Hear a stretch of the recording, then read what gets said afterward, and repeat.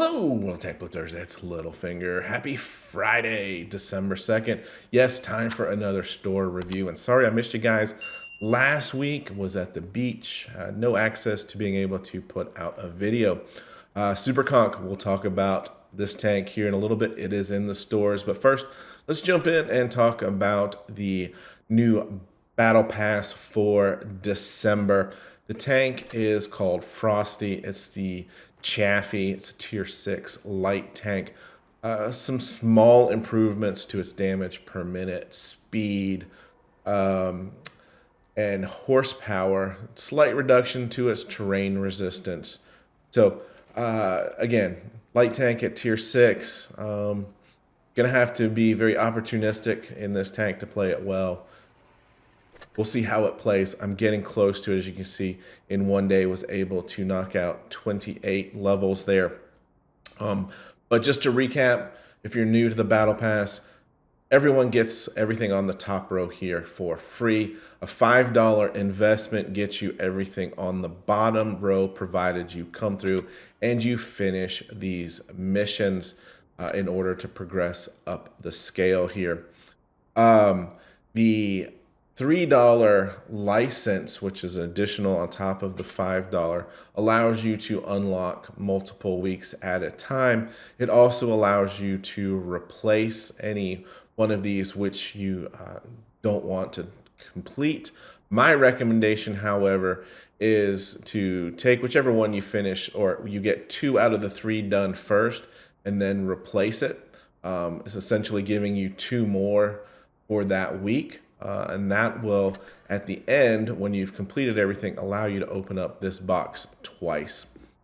So the vault fills up to 2,000 gold. There's 1,100 gold by itself. So over 3,000 gold here, plus the 5x boosters, all of the camos and all of the other boosters.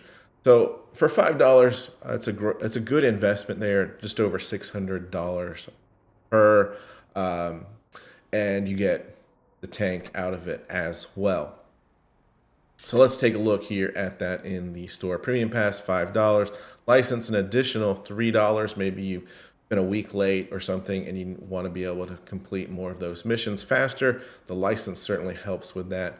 If you want to jump 20 levels, that's going to cost you a little bit extra there at $20. So we'll talk about the tanks when we get down to the tank section. We'll talk about the mystery box first. These are my least favorite of all containers, and I don't like containers. The reason being is that if you get a tank out of this, it's going to come via a mystery certificate, which is a 5% drop chance. And we've heard me talk about these before.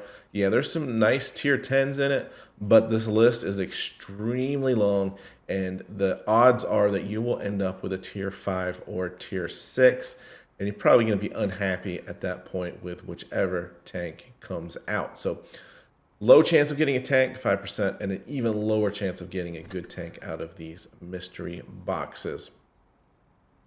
Black box is only a couple days. I talked about these last time. Also not a great investment. So moving on to the resources section here, I don't see any good deals in the sense of getting more than 450, 500 gold per dollar out of these. So keep that in mind here.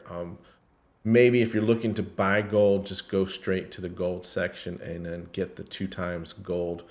Puts us in the 700 gold per dollar range. So we're going to skip on through there and we're going to get to the tanks now. So we've got the Panther 8.8 by itself, 5,000 gold, the M10 for 3,500, and the Tiger 131 for 2,000 gold. All decent tanks, nothing great here. They put them into a bundle for 8,000. I don't know if I had to choose the favorites out of these. Tiger 131, it's iconic. It's not a bad tank at all. Then we would jump to the Panther 8.8, high DPM, very accurate gun. Not so great on the armor, but if you can get the hull down with how narrow the turret is, you can play this tank very well, and it can be a decent credit earner as well.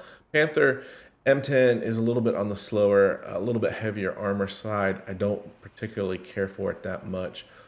So that's just my opinion there on those tanks. And moving on to the Super Conq, you can get it with the camo here and 5 mystery crates, some 5x boosters. The tank does have 140% credit coefficient. It also has an order here. What do we get out of the order? 5 more mystery crates. Again, like I was talking about, mystery crates are certainly not my favorite. To see this at 25,000 gold is pretty high in my opinion. I wouldn't buy this unless, you're sitting on a lot of gold, or you've gotten a really good gold at like $1,000, 1,000 gold per dollar recently, and you're just not sure what to get. The tank I like. It is not quite as good as the Chieftain Mark 6, but statistically it is very close. The downside here, the gun's not as accurate. You don't have as high DPM, and the reload is obviously a little bit longer because of that. But the armor profile on it is a little bit more trollish, I think. So you get a few more bounces, which does allow you to stay alive a little bit longer than perhaps in the Chieftain. 20,000 gold for it straight up still feels a little high to me. We're still seeing kind of some early investor pricing. This will come down to 15 eventually, but probably not for a while. The Locust is an interesting option here just because it's $3, and I believe if you sell it, oops, wrong one, you get 1,000 gold out of it. So not, yeah, and you get 30 of the boosters. So if we take 30 boosters and we multiply that by 15, assuming you win 50% at 10, that's 450 plus the 1,000 you get for selling it. That's 1,450 divided by the $3. That's 483. You're gonna get some other boosters, 7 days of premium time, and then you'll end up with a garage slot if you sell the tank. So one way to get yourself in at a tier 3, play it for a little bit, sell it, and not end up on the wrong side of an investment here. Also of note, guys, for the event, the Brothers in Arms, you can do that at any tier level.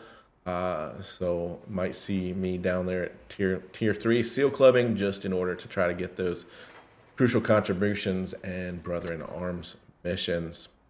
KV5 for 5,500 gold. Kind of a tank that doesn't get as much love. I feel like maybe a year or two ago it was probably really decent, and now with all of the heavies that are in the game, more pen on the opposing tanks, the armor is not as strong as it once was a year or so ago, just getting crept by other heavy tanks being entered into the game. It's going to be slow. It's not a bad tank, but again, there's a lot of better other tanks out there for sure. Elusive Scouts, just a few days left on these, and I think I talked about this 2 weeks ago. The Lorraine 40-ton with a 4-shot auto loader, kind of a little bit unique in that sense. So you need to be able to maximize your clip damage, be able to hide this tank for an extended period of time, 20 plus seconds while you reload, and can't do any shooting whatsoever. The M4A1, I do enjoy this tank, and I think I've mentioned it several times. It tends to hit pretty hard. The gun accuracy is pretty good. Tank mobility is pretty good too. Just lacks armor, but outside of that, it can be a pretty fun tank. So if I had to choose and basing it on just the tank, I would choose the M4A1. But when we throw in the price of 5,000 versus 7,000, the Lorraine might be a little bit better of a deal. Krupp, tier 5, not a whole lot to say about it. Tier 5 is still pretty bland.